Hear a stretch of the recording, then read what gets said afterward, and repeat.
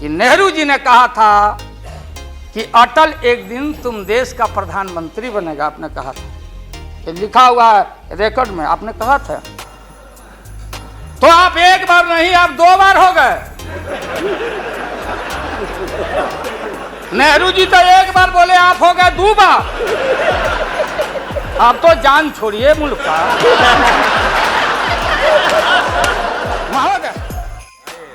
हाँ, कभी जेल नहीं, आंदोलन में जेल। तो आप लोग तो, आप तो बिना हरे फिटकिरी का कोई ना कोई पद ले ही लेते हैं, चाहे इधर हो या उधर हो, दोनों पार्टी। दिल्ली में ऐसे बुद्धिजीवी लोग हैं, बुद्धिजीवी, बुद्धि नहीं है लेकिन बुद्धि से जी रहे थे। तो खैर, हिंदुत्व हिंदुत्व हिंदुत्व कौन विरोध करता? तो हम लोग के पुरोहित ये अडवाणी जी कैसे हो सकते हैं? ये हमारे पंडित कैसे हो सकते हैं? आप डंटा पहना छोड़ के अग्नि में प्रवेश कर गए हैं, अब पोखरण में। तो हम लोग ये अभी साइंटिफिक तरीका का इस्तेमाल किया है। आप माननीय प्रधानमंत्री जी, आपने चिंता जताई और इतिहास को, अडवाणी जी, गृह मंत्री जी ने गृह को खराब किया है। आपका जो गृह है उन्होंने खराब किया है, और आप मतवाले की तरह, आपका ज्यादा दोष नहीं है। मैं किसी को अपमान करने के लिए नहीं कहता हूं। मैं जन्म लिया था फुलवरिया गांव, गोपालगंज में, फुलवरिया गांव में। तो हम लोग को मालूम नहीं कि हमारे भविष्य में क्या लिखा है। तो ये गोसाई लोग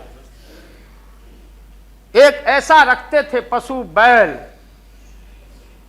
आंख पर मासा है, पीठ पर पैर है, बहुत छोटा नाटा है, जिसको नादिया बोलते उत्तर प्रदेश में।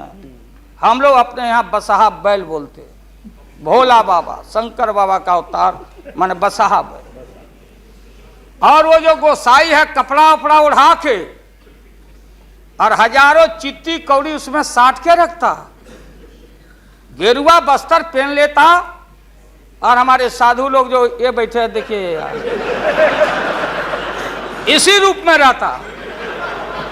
वो बेचारा गरीब है, वो लेके गांव गांव घूमता, मेरे गांव चला आया मेरे पास।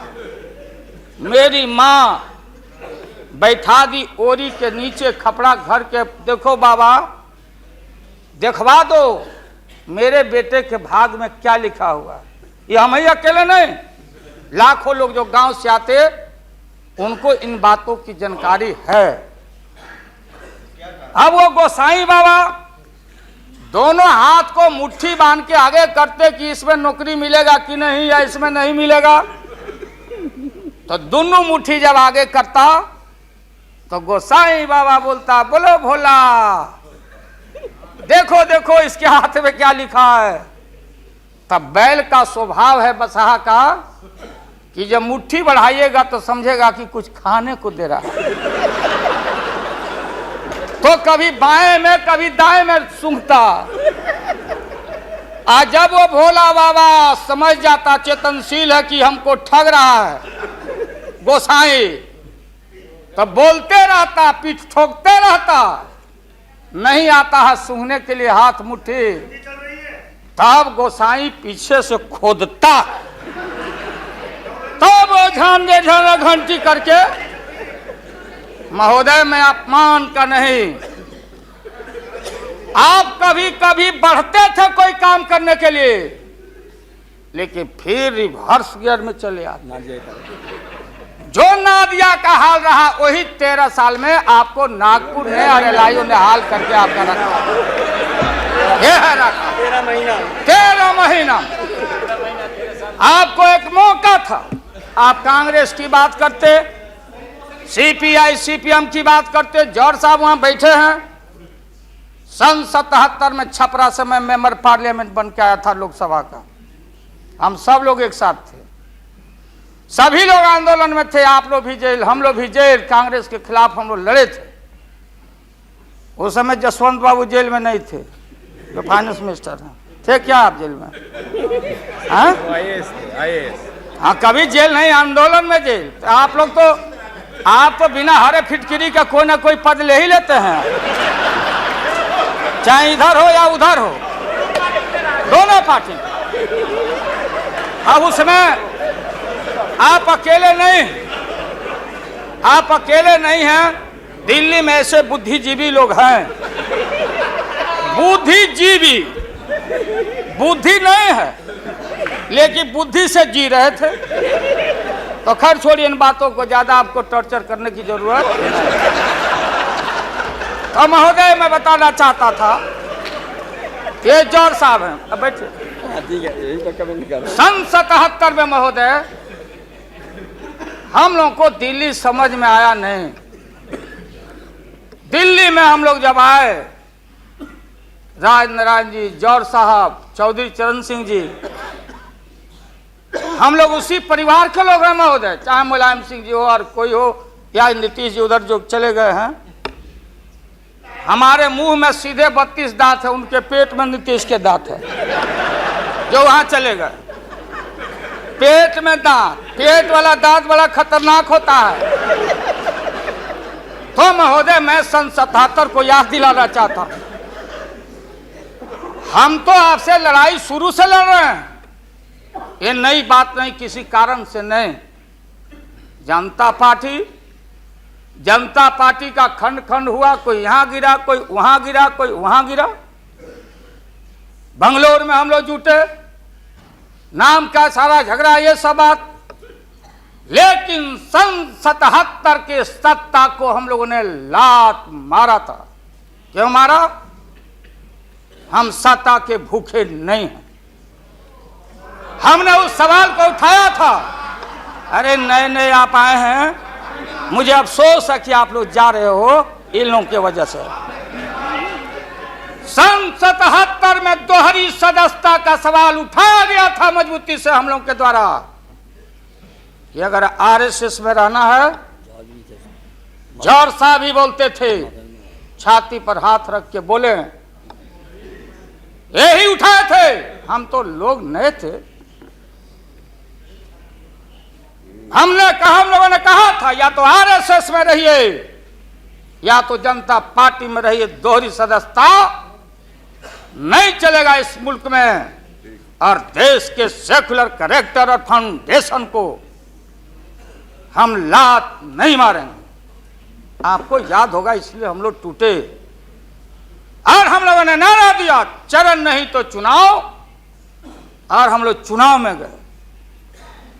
चुनाव में गए, हमारी लड़ाई आपसे है। आपने कहा अब बताइए, हिंदू हिंदू हिंदू हिंदू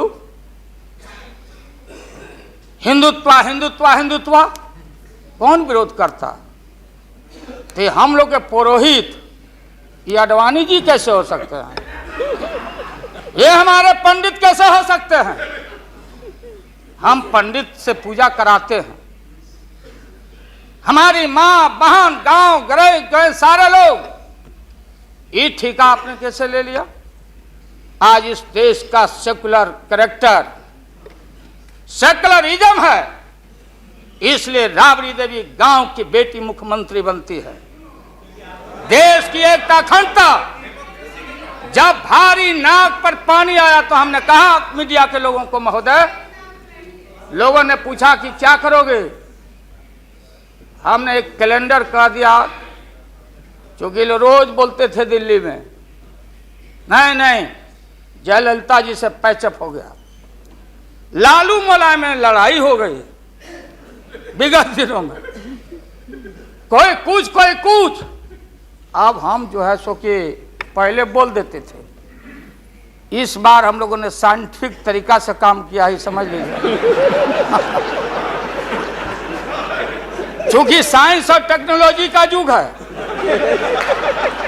आप डंडा पहना छोड़ के अग्नि में प्रवेश कर गए हैं, अब पोखरन में, तो हम लोग भी अब साइंटिफिक तरीका का इस्तेमाल किया है। आप पूछ रहे हैं क्या रूप होगा, क्या रंग होगा? इसमें रंग अजूबा होगा, इस रंग का कोई जवाब आपके पास नहीं होगा। आप जाइए अभी भी मेरा सुझाव है, हालांकि सुझाव देने का हकदार आपके उम्र के आदमी के लिए हम नहीं योग्य समझते, लेकिन आपने कहा था माननीय प्रधानमंत्री जी, पूरे देश के कांग्रेस के लोगों को विन ओवर करने के लिए, संपैथी लेने के लिए, कि नेहरू जी ने कहा था कि अटल एक दिन तुम देश का प्रधानमंत्री बनेगा। आपने कहा था, ये लिखा हुआ है रिकॉर्ड में, आपने कहा था। तो आप एक बार नहीं, आप 2 बार हो गए। नेहरू जी तो एक बार बोले, आप हो गए 2 बार। आप तो जान छोड़िए मुल्क का। महोदय, दूसरे का दे दीजिए। महोदय, ये आपने कहा था। अब अपने हम लोगों ने, अब आप हम लोगों को पाठ पढ़ाते हैं। अडवाणी जी चले गए उठ के, अडवाणी जी उठ के चले गए, आप हमको पाठ पढ़ाते, हमको शिक्षा देते।